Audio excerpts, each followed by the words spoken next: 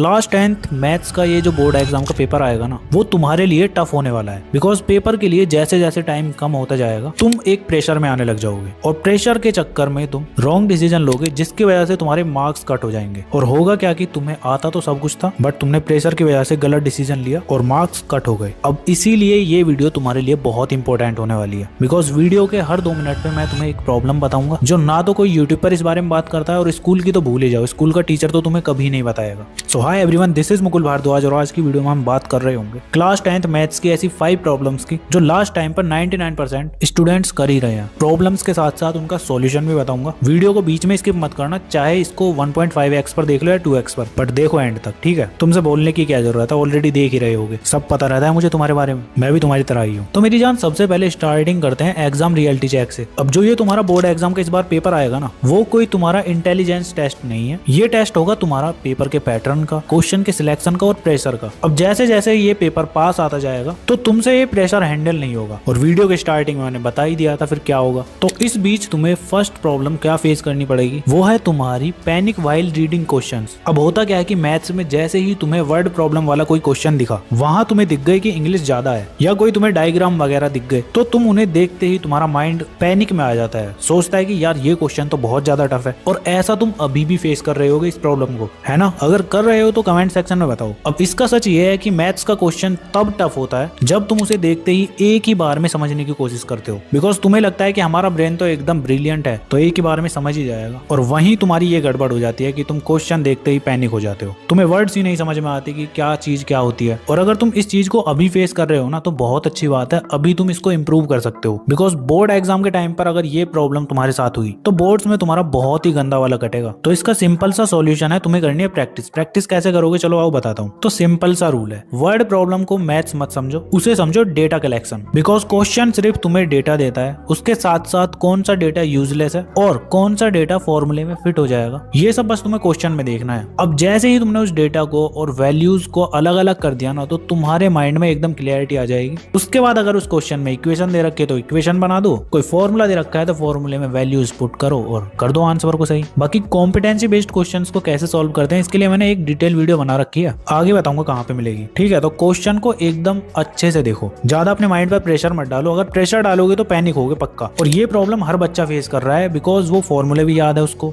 अच्छे से उसने लेक्चर भी अटेंड किए हैं, पर क्वेश्चन ही नहीं सॉल्व होते, ठीक है। तो फर्स्ट प्रॉब्लम तुम्हारी यही थी। अगर इससे रिलेट करते हो तो कमेंट सेक्शन में बता सकते हो। अब इससे भी बड़ी प्रॉब्लम तुम्हारी आएगी रॉन्ग चैप्टर सिलेक्शन। अब मान लो तुम्हारे पास लास्ट डे बचा है, तो उस टाइम पर क्या बोलता है बच्चा कि यार आज तो पूरा ट्रिग्नोमेट्री खत्म कर दूंगा, और उस लास्ट डे पर वो एक ही चैप्टर कर पाता है। बट अगर तुम भी ऐसा करोगे तो तुम्हारे साथ बहुत बड़ी प्रॉब्लम होगी। इसका सिंपल सा सॉल्यूशन है, तुम्हारे पास चाहे कितने भी दिन हो, तुम्हें अपने चैप्टर्स का सीक्वेंस बना के रखना है कि इस वे में मुझे रिवीजन करना है। पहले हाई वेटेज वाले चैप्टर्स का रिवीजन करूंगा, उसके बाद मॉडरेट वेटेज वाले का, और फिर उसके बाद लो वेटेज वाले चैप्टर्स का रिवीजन। और अगर नहीं भी किए हैं कंप्लीट, तो कैसे कंप्लीट करना है उसके लिए मैंने ऑलरेडी वीडियो अपलोड कर रखी है। 7 डेज चैलेंज वाली वीडियो है, उसको फॉलो कर लेना अगर तुम्हारे पास अभी 7 डेज है। अगर नहीं है तो उसके लिए अभी आगे बताऊंगा क्या करना है, ठीक है। तो अगर तुम्हारे पास कम टाइम है तो सभी चैप्टर्स को करने की गलती मत करना, वरना बहुत गंदा वाला फंसोगे। और चलो चैप्टर सिलेक्शन तुमने कर भी लिया सही से, मैंने तुम्हें बता दिया है जैसे। उसके बाद तुम्हारी सबसे बड़ी थर्ड प्रॉब्लम होगी, और ये कोई प्रॉब्लम नहीं है, ये एक तुम्हारी मिस्टेक है जो बच्चे जानबूझकर करते हैं। है क्या वो? तुम्हारी टेकिंग PYQs लाइटली। अब प्रीवियस ईयर क्वेश्चंस को देखकर बच्चा बोलता है कि ये तो पुराना है यार, इस बार क्यों ही देंगे बोर्ड एग्जाम में। और इस मेंटेलिटी का उसके बोर्ड एग्जाम को बर्बाद करने का पूरा हाथ होने वाला है। बिकॉज बोर्ड एग्जाम तुम्हारा कोई कॉम्पिटेटिव एग्जाम तो है नहीं जो उसमें क्वेश्चन रिपीट नहीं होंगे, या हर साल नए क्वेश्चंस दे दिए जाएंगे। तुम्हें लगता है कि अब तो कॉम्पिटेंसी बेस्ड क्वेश्चंस आते हैं, PYQs क्यों ही देंगे? PYQs तो एकदम बेसिक होते हैं, बट रियलिटी ये है कि तुम्हारे PYQs से बहुत से क्वेश्चन इस बार भी आएंगे, और नहीं भी आएंगे तो क्या हो जाएगा ये बताओ। तुम कम से कम पेपर के पैटर्न को तो समझ जाओगे। तुम्हें ये गिल्ट तो नहीं रहेगा कि यार ये क्वेश्चन तो लास्ट टाइम भी दिया था, इस बार भी आया था, काश पहले देख लेता। तो PYQs को लाइटली बिल्कुल भी मत लो। PYQs का मतलब होता है कि तुम्हारे एग्जामिनर का दिमाग, जिसने पेपर बनाया है, वो क्या करेगा, सेम टाइप के क्वेश्चन बस थोड़ा ट्विस्ट करके नए नंबर्स डाल के दे देगा, और उससे लगेगा तुम्हें कि ये क्वेश्चन तो नया है बिल्कुल। बट तुम इस वीडियो को देख रहे हो, अब तुम्हें पता चल गया है कि हम लोगों को कंफ्यूज नहीं होना है बिल्कुल भी। नया क्वेश्चन लगता है तो पहले उसको अच्छे से पढ़ो, पढ़ने के बाद तुम जब समझ जाओगे ना, तुम्हें पता चल जाएगा कि यार ये तो हलवा क्वेश्चन था। अब तुम्हें प्रीवियस ईयर क्वेश्चंस नहीं मिल रहे हैं तो टेंशन मत लो, मैंने ऑलरेडी मोस्ट रिपीटेड पीवाईक्यूज इस मैथ्स पेपर लीक वाली वीडियो में अपलोड कर रखे हैं, तो तुम इसको भी जाके देख सकते हो। इसके अंदर जितने पीवाईक्यूज दिए उनको सॉल्व कर लेना, इनकी हमें प्रैक्टिस करनी है। ये मत सोचना कि ये पेपर लीक ही है, मैं इनको ही कर लूंगा काफी है। उसके लिए भी मैंने वीडियो में हैक बताया है, तुम जाके देखोगे तो तुम्हें सब कुछ पता चल जाएगा। इसी में मैंने कॉम्पिटेंसी बेस्ड क्वेश्चन भी बता रखे हैं, उनको सॉल्व करने का राइट वे क्या होता है। तो समझ गए ना,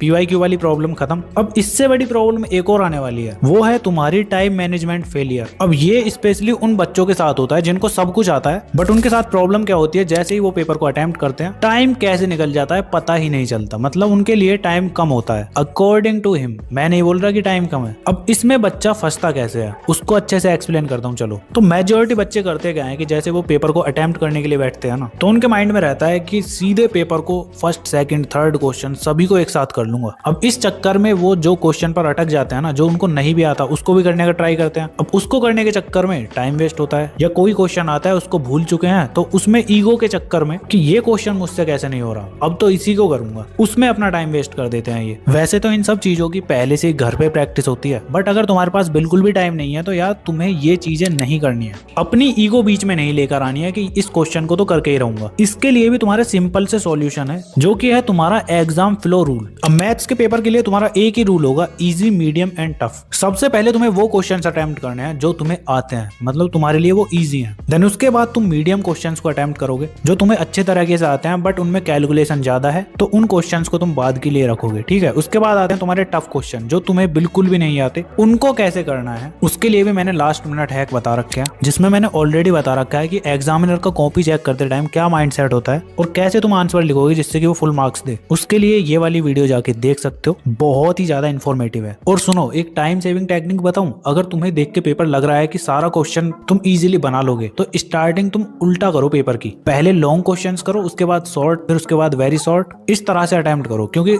स्टार्टिंग के जो तुम्हारे क्वेश्चंस होंगे वो लॉन्ग, वही तुम्हारे सबसे ज्यादा टाइम कंज्यूमिंग है। जहां से भी कोई स्टेप भूल जाते हो वहां से थोड़ा ब्लैंक पेज छोड़ दो और उसे बाद के लिए रखो। मतलब कि ट्राई करो जल्द से जल्द तुम्हें अपने पूरे पेपर को कवर कर लेना है। जो बाकी की चीजें भूल गए हो उसके लिए तुम्हारे पास 1 घंटा कम से कम हो, जिसमें तुम अच्छे से याद कर सको पुरानी चीजों को, उसके बाद लिख सको, ठीक है। तो इस प्रॉब्लम का सॉल्यूशन यही है। अब तुम्हारी लास्ट प्रॉब्लम आती है जो कि सबसे बड़ी प्रॉब्लम है, ये है तुम्हारी blank page in exam hall. अब जैसे ही तुम्हें या मुझे कोई क्वेश्चन अनफैमिलियर लगा तो हमारे माइंड को लगता है कि यार चल इसको छोड़ देता हूँ, क्या ही हो जाएगा, 3 मार्क्स का ही तो क्वेश्चन है या 5 मार्क्स का ही तो क्वेश्चन है, इतने ही तो कटेंगे, कोई प्रॉब्लम नहीं है, चलो स्किप ही कर देता हूँ इसको। और फिर होता क्या है कि तुम्हारी कॉपी ब्लैंक रह जाती है। अब इस चीज के लिए मैंने ऑलरेडी तुम्हें पहले बताया था कि सबसे पहले उन क्वेश्चंस को कर लो जो तुम्हें आते हैं। अब होता क्या है कि जो क्वेश्चंस नहीं आते उनको देख के स्टूडेंट डर जाते हैं कि यार ये तो नया क्वेश्चन दे दिया। बट ध्यान रखो, ये तुम्हारा कोई कॉम्पिटेटिव एग्जाम नहीं है जहां तुम्हारा आंसर सही होना चाहिए। बोर्ड्स में तुम्हारे आंसर चेक नहीं होते, तुम्हारा एफर्ट देखा जाता है कि तुमने क्वेश्चन को किस तरह से आंसर स्टेप वाइज लिखा है। और जो क्वेश्चन तुम्हें नहीं आता उसके लिए सिंपली तुम्हें क्या करना है, जो क्वेश्चन में चीजें दी रखी हैं उसके लिए तुम गिवन लिखोगे, उन चीजों को लिख दोगे और उसके बाद फॉर्मूला याद करो, इससे रिलेटेड क्या फॉर्मूला होगा उस फॉर्मूले को लिख दो। और हो सके डायग्राम बना सको तो डायग्राम भी बना सकते हो, उससे भी तुम्हें मार्क्स मिल जाएंगे। और फिर लास्ट में उस इक्वेशन को या जो भी तुम्हारा फॉर्मूला है उसकी कैलकुलेशन करो और आंसर लिख दो। अगर तुम इन कुछ स्टेप्स में अपने आंसर को लिख देते हो तो तुम्हें मार्क्स मिल जाएंगे। इसमें तुम्हारी वही बात होगी कि आंसर आए या ना आए, मार्क्स का डोर तुम्हारा हमेशा खुला रहेगा। तो अब देखो, मैंने तुम्हें सारी प्रॉब्लम्स बता दी हैं, अब तुम्हें गलत डिसीजन बिल्कुल भी नहीं लेना है। यहाँ तक तुमने इस वीडियो को देखा है तो तुमने अपनी लाइफ का सबसे बढ़िया डिसीजन लिया है। और भी कोई प्रॉब्लम हो तो कमेंट कर सकते हो, मैं सॉल्यूशन तुम्हें दे दूंगा, ठीक है। और बाकी तुम्हें अपनी स्क्रीन पर ये वीडियो शो हो रही होंगी जो मैंने तुम्हें सजेस्ट की थी। तो बस आज की वीडियो के लिए इतना ही, मिलता है नेक्स्ट वीडियो में, तब तक के लिए keep learning, keep studying and keep smiling.